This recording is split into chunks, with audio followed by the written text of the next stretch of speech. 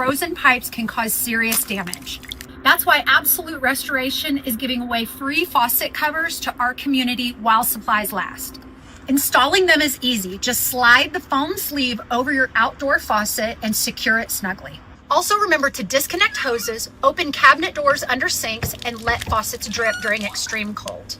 Call or text to check availability, and from our family to yours, please stay warm and protected.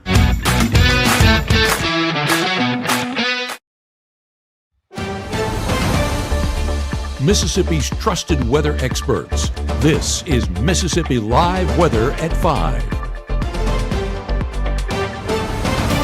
Well, welcome into Mississippi Live Weather at 5. I'm Chief Meteorologist Matt Lawpond here, and we are looking at kind of an action-packed show, a bunch of different things we're going to be talking about over the course of this broadcast, and in particular, really kind of focusing on not just weather, but also some sports, as again, a big sports day with a lot of things kind of kicking off for the year here across North Mississippi, including as we really kind of focus in on SEC baseball really getting to go, and of course, our game of the week. So a lot of fun things we're talking about here over the course of the next couple of minutes. We also have some serious ones as well, but we're going to be live at OleMiss at the game there, as well as Mississippi State and our game of the week. So again, a lot of different looks across North Mississippi. Valentine's forecast, it does include some rainfall for some, whether or not you're included in that here in a couple minutes, and weekend storm chances are there. We're not terribly impressed by them, but I think still some stronger thunderstorms, not an impossibility, at least nearby, mostly central, mostly South Mississippi. But again, not an impossibility that we run into some issues there. We have teams all across North Mississippi here. As you can see, our meteorologist Gabe Maynard there at our Mississippi Live Game of the Week. We'll be joining him in a few minutes there from Union County. Again, tournament going on. We're excited. Again, KC Lot Game of the Week. Our Maggie McCauley there in Oxford at the OleMiss game. Caleb Edelblut there in Starkville. Like everybody enjoying the beautiful weather except me, and I've been stuck inside all day long. So I'm awfully jealous of you guys. We're going to check in with each and every one of you here in a minute. So glad to have you part of the program. But before we go there, we do, of course, have to talk about some chances for more active and possibly some stronger thunderstorms. That's not a tonight issue. We expect, again, we're going to be dry for tonight for the most part, with rain chances starting to pick up a little bit more by early tomorrow morning. One of the things we talk about all week long here in the Room to Room Weather Center is that most of the most active weather and severe weather is likely to stay to our south, and hopefully that remains the case. The severe threats for this weekend, primarily Sunday, really early in the day Sunday, we're looking at low confidence on any sort of tornadoes. We expect that is down south if it happens at all. Late Saturday night into early Sunday time period for those spots, and probably through the day Sunday for a few locations that direction. A few brief wind gusts certainly possible in the northern part of the state, and just the fact we have some of those dangling branches, that is the concern that perhaps we could have some issues there. Hail threat non-existent for the most part for us, and then some flooding a possibility. But again, most of that is to the south. And Mama Justice Doppler radar, as it has much of the week, staying relatively dry. High pressure, the story. One of the many factors that we are kind of tracking with this was going to be exactly how kind of all the components played in. One of those is still kind of on track with our storm system back toward the west. This is the active weather for the weekend. A couple of waves running kind of ahead of the main overall storm system. And I think the whole thing kind of waits till Sunday till it kicks overhead. You'll be able to see the circulation with that right overhead. Circulation doesn't necessarily mean bad per se.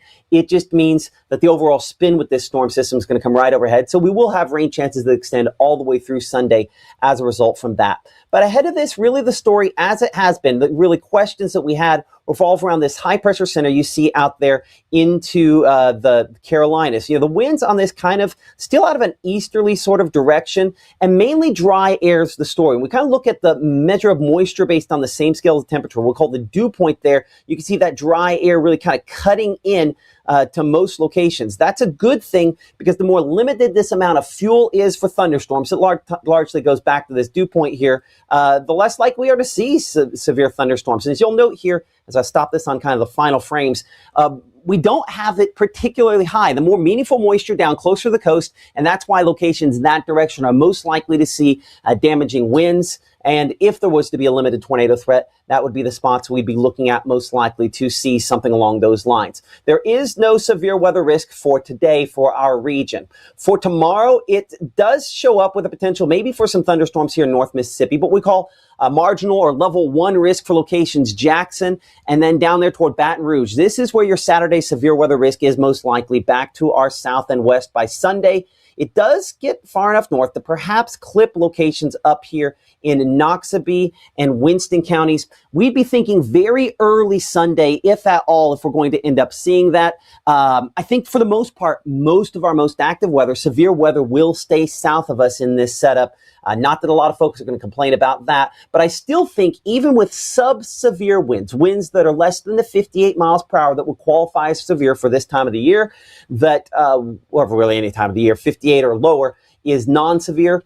We're still, even with 40 mile per hour winds or 30 mile per hour winds, going to knock down some of those branches still hanging from the ice storm. So if you were very affected by the ice storm, it's more likely that even if you're not in the strongest area, that some of those wind gusts are going to knock some of those tree branches and hopefully not full-on trees down, but that remains a possibility. So for tonight, as you can see, just a few clouds, no meaningful precipitation out there. The most active weather back out there into Texas. This is where, again, more of the reds showing up, the strongest portion of this storm system moving through there overnight. For us, we're still kind of largely ahead of things. Just a few light showers, a little more moisture coming up from the Gulf, but it's waiting just long enough, fingers crossed, that limits how much gets here and that limits the intensity on thunderstorms as we go into the weekend. But starting off your Saturday, only some light showers. Hopefully that means all of our baseball games tomorrow, as we have these weekend series for SEC baseball, will be in pretty good shape there. So rain chances, as you can see, pretty limited over the next 24 hours. We'll say 20% or so early in the morning, 10% by 9 a.m. and toward noontime. Again, not impossible to have a few showers. Temperatures mid-60s to upper 60s, so pretty nice all things considered. And on those southerly winds, more moisture coming, and that means, I think, eventually more instability, more thunderstorms by late tomorrow night and as we head into your Sunday. Now, we're going to walk hour by hour through how that plays out here in a couple minutes. We're also going to get a live look in from our Mississippi Live Game of the Week presented by Casey Lott, and also the SEC baseball home openers for Ole Miss and Mississippi State. That's coming up here in 60 seconds. Thank you so much for joining us here on Mississippi Live Weather. We'll be back right after this. When you've been injured, don't settle for a lawyer who doesn't even know where you live. Call Langston and Lott. Local lawyers, personal service, real results. Save today at Room to Room's President's Day sale. 55% off furniture and mattresses, 20% off accessories, and 24-month special financing. The time to act is now. Room to Room Tupelo, where we know there's no place like your home. As a bankruptcy firm, Mitchell, Cunningham, and Bowling realizes many people are worried about their finances. We're here to guide you through the next steps to restart your life with easy video appointments. New clients don't have to leave home to get information about becoming debt-free. Also, convenient in-office appointments are available at the low cost of $340 upfront for a Chapter 13. You can be on your way to being debt-free. Contact Mitchell, Cunningham, and Bowling today or visit our website at mcdebtfree.com. We are here to help you. Right now, from the Room to Room Weather Center, here's Mississippi's Chief Meteorologist, Matt Lobhon.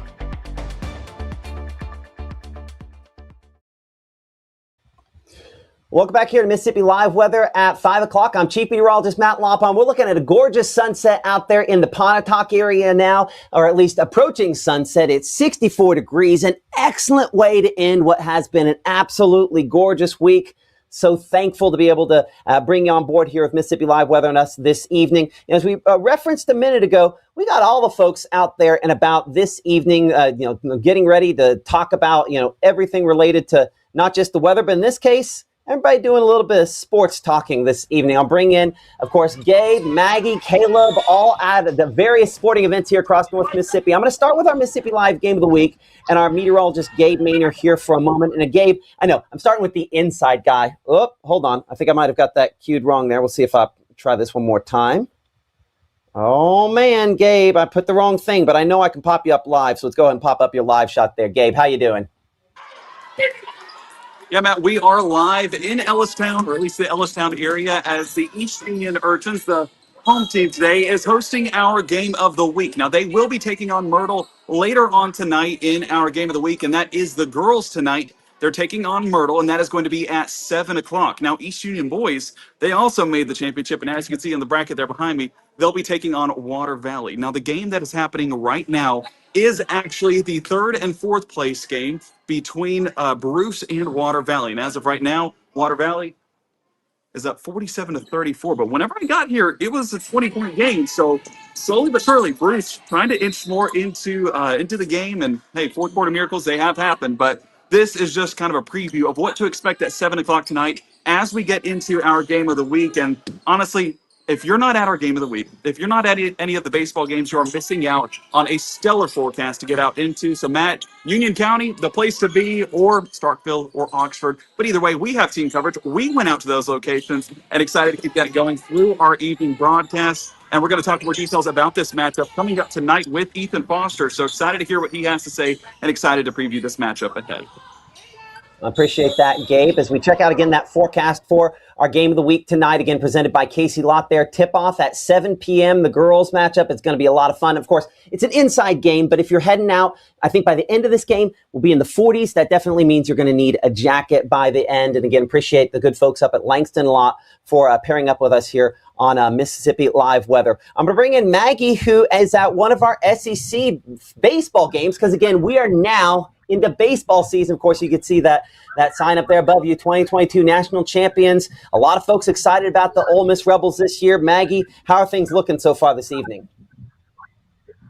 Yeah, hey, Matt. We're at the entrance, you can see, of Swayze Field. We're going to the top of the fourth. Ole Miss is leading 6-1 against Nevada, so looking good so far. I know everyone's excited. Vibes are high. I've been inside kind of looking around. I've only been to Swayze Field one other time other than right now, so I had to, get my feel, look around. Everyone just in a really great mood. Oxford and Lafayette County was hit hard over the past few weeks with the ice storm, so I think people are kind of rallying behind Ole Miss baseball, something to get them out and about, get the folks back in the community together. So it's been really great so far to start the game. You can't ask for better weather. It is beautiful out here. I got my coat on. You need your coat in the shade. Take it off in the sun. Again, you just can't ask for more. We got the game 2 coming up tomorrow at 5:30. I think conditions are going to be okay for it. But anyway, we'll check back up with that. Yeah, hopefully that'll be the case. Appreciate that, Maggie. Enjoy the game. I won't take you away too much from that. We'll talk to you back again at 6 at how things are going there. We mentioned that game tomorrow, 5:30, first pitch, 65, the temperature. And yeah, you can see the rain chances certainly increasing as we go into the evening and night. Hopefully things will be okay with this, but of our different Carl Hogan SEC baseball forecasts, that's the one I think just basically because of time of day that's most likely to possibly have a few issues there. Hopefully that's not the case, but certainly is a possibility. I'm going to, I think, bring in our meteorologist, Caleb Edelblut. And Caleb is down in the Starkville area. And Caleb, certainly it is a beautiful day there in Stark Vegas, right? Oh, it's a beautiful day out here. Everybody's enjoying these clear skies. Everyone was talking this week saying Friday, that's the game to go to, especially with these rain chances moving on in. Right now, when I walked out, it was 0-0, but as of right now, I think it's now 2-0 Hofstra. So Mississippi State Bulldogs down right now, but everybody's starting to cheer a little bit more in the past few seconds. So I think something's going on big out there in Duty Noble Field. But like we said, weather conditions are absolutely phenomenal out here. Everybody's celebrating their Friday evening, but the question is, how long will it stay dry, Matt? Well, that's going to be what we're going to continue talking about as we get ready for the weekend ahead. Absolutely. Hey, get in there, enjoy the game. I know, as a Starkville native and Mississippi State fan, I don't want to imply the other, but a Mississippi State fan, really looking forward to what this year has in store. So enjoy it. Give us a report back at 6 o'clock. We'll talk to you then. All right? Will do.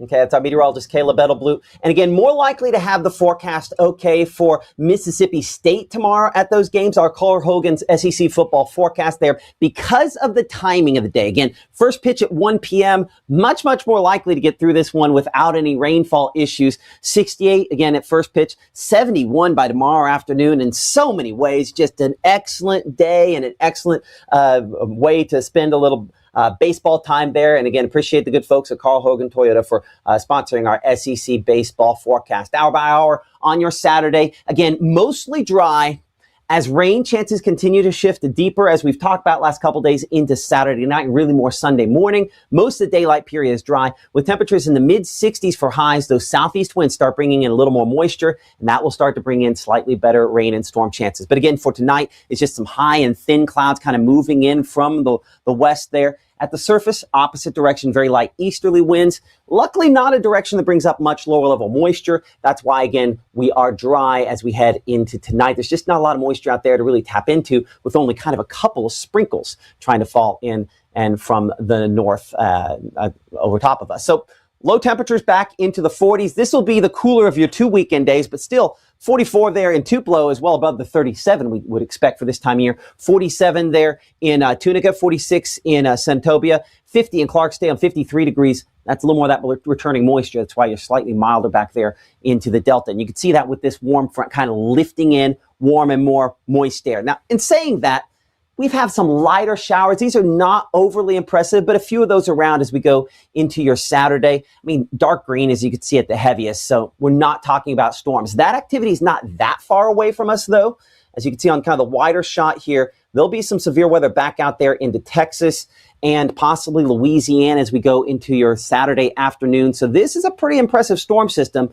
But note how I can almost draw a line. We'll draw a line, but it's, we're just drawn in an area there. But essentially there's kind of like this bar here, and everything south is a little bit stronger than everything north. That's again where there's more fuel instability, energy for thunderstorms work off of farther south. One of the things I think largely limits how strong the storms are, how far north they go. So high temperatures typically should be around 58. Yeah, instead we're 70 Water Valley. Hey, we're 67 Oxford. Again, hoping those rain chances hold off until after the game, but as you saw, they do increase as we go into the afternoon. 71 Starkville, where that game is, 72 Eupora, 72 Louisville, and coming about 71 degrees in the Macon area. So Saturday evening, again, isolated showers. Northern half of the area most likely have some of those, but these are still largely just showers. The storm's still out in Arkansas as of, say, 8, even 9, or even 10 p.m. for the most part here on your Saturday night. Let's walk hour by hour through this storm system. You'll note the dots there representing the moisture coming out of the Gulf of Mexico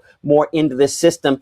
And there is a clear-cut difference here, right, between what you have going down here, Shreveport, southward, Nacogdoches, southward toward Alexandria, Louisiana. Our friends down there at Senlaw Weather. Old Nick Mikulis will be on top of this, and certainly more likely to see it than our friends up there, Jared Floyd at Digital Weather Desk. So down here closer to the coast, there's more fuel. That's where these thunderstorms are going to be a lot stronger down that direction there. In saying that, this is a pretty impressive little line stretching from Baton Rouge up to Macomb and Crystal Springs and to about Jackson. You notice there's almost, again, this magical line, and it's not magical, it's just where there's more fuel. Down south, definitely more fuel. Up north, less. And so there will be some rumbles with this. I think the storm system probably waits deep into Sunday before it fully clicks through our area. But look at this. I mean, if we were zoomed in close, you'd miss this entire line here on this projection. And our projections have been pretty solid on showing the strongest and maybe severe thunderstorms just a little bit to our south. There's more fuel there. That's our limiting factor up here. Fingers crossed the way that works out. I mean, this still shows it somewhat heavy up to Columbus, and it will be gusty winds behind this, even in the northern part of the state, but certainly the strongest will be a little bit to the south.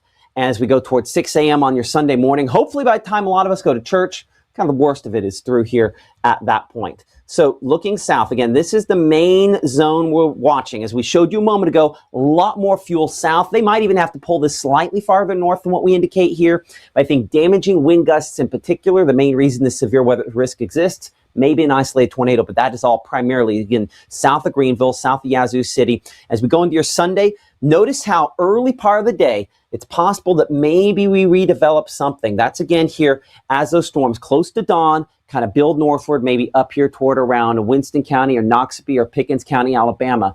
Again, limited risk, meaning we're not expecting to have a lot of reports of severe weather, but again, not impossible to have some of those. You can see how much warmer we are by early Sunday morning as we're in the mid 50s to start the day, and even some spots close to the 60-degree point. Back there, Belzona, Greenville. You noticed when we looked a minute ago at the projections that showed those strongest thunderstorms, again, south of us, just a little south of us. That's where there's just slightly more fuel. That's one of the things that holds these temperatures slightly warmer, especially south. So you can kind of see north, lesser impacts than south. We will look at triple threat and the wind damage potential out of this coming up at 6 o'clock in a lot more detail. But as this storm system just kind of kicks through, we're going to continue to have some rain chances around through your Saturday. I mentioned the circulation, the rotation. You might even be able to see it a little bit more on the wide shot here.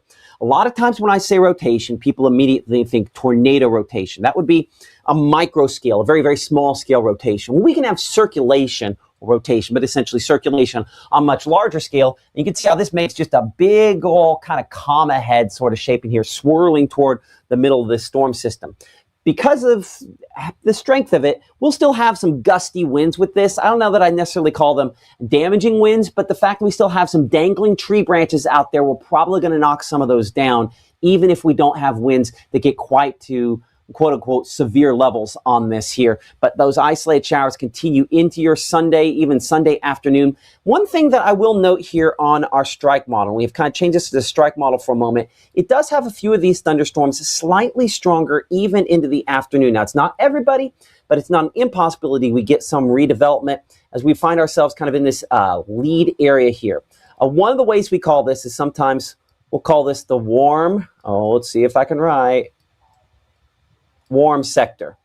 I'm not going to write the word sector because, again, not very good at it. But essentially here, this is where all the warmer air and moist air is coming out of the Gulf of Mexico. And so since we're in this zone between the warm front and the cold front, it still remains possible there's just enough fuel for some stronger thunderstorms even in the afternoon on your Sunday. I think, again, that's probably more the exception to the rule, but not an impossibility to get some of those. And high temperatures on your Sunday, upper 60s, maybe near 70. I think there's just enough showers around. We hold those temperatures slightly cooler. Let's show you the 7-day forecast, and we'll dig in a few other things if we need to here for a moment.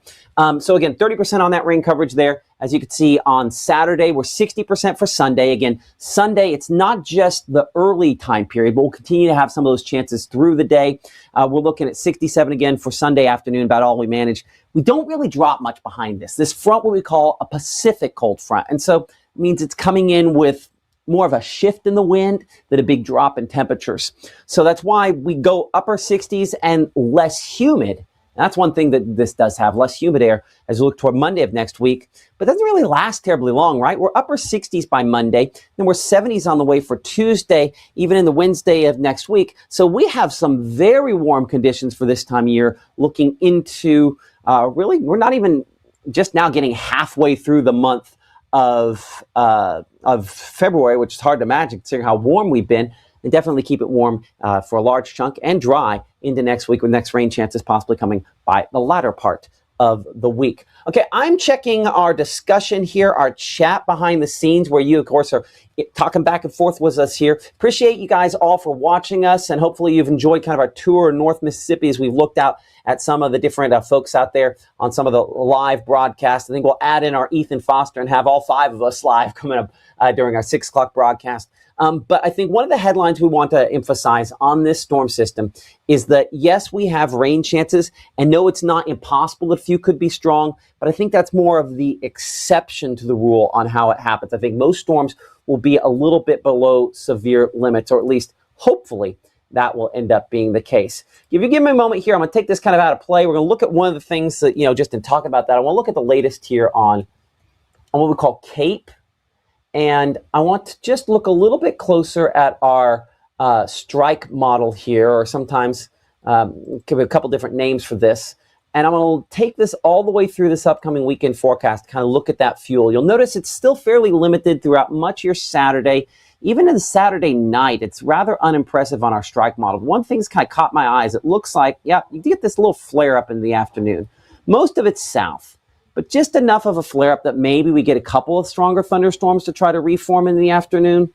But I think certainly you can notice it's a little more concentrated morning. So again, to the south, probably main locations where we have that potential there. So we will look at this at 6 o'clock. We'll look at our triple threat, something you can see only here on Mississippi Live, on where, again, it's seeing rotation on this. We can see a trend farther south on that. Hopefully that's the case. And we'll look at kind of the peak wind gusts specifically, because as we mentioned, it's not going to take necessarily a severe wind gust, a 60-mile-per-hour wind gust, to bring down some trees or tree limbs, just simply because of how active the pattern but has been because of the ice storm, and the fact we still have some of those limbs dangling down. Our next live broadcast, of course, will be at 6 o'clock here in the Room to Room Weather Center. Myself, our meteorologist Gabe Maynard, Maggie McCauley, and Caleb Edelblue, all here from various locations, both the Ole Miss Mississippi State home openers, as well as our game of the week. We'll add in Ethan Foster with his sports analysis on what's coming for the big girls game there coming up at 7 p.m. We will see you at 6 o'clock for the big rundown. Keep it here for the latest, and thank you so much for liking, subscribing, and supporting us here on Mississippi Live Weather.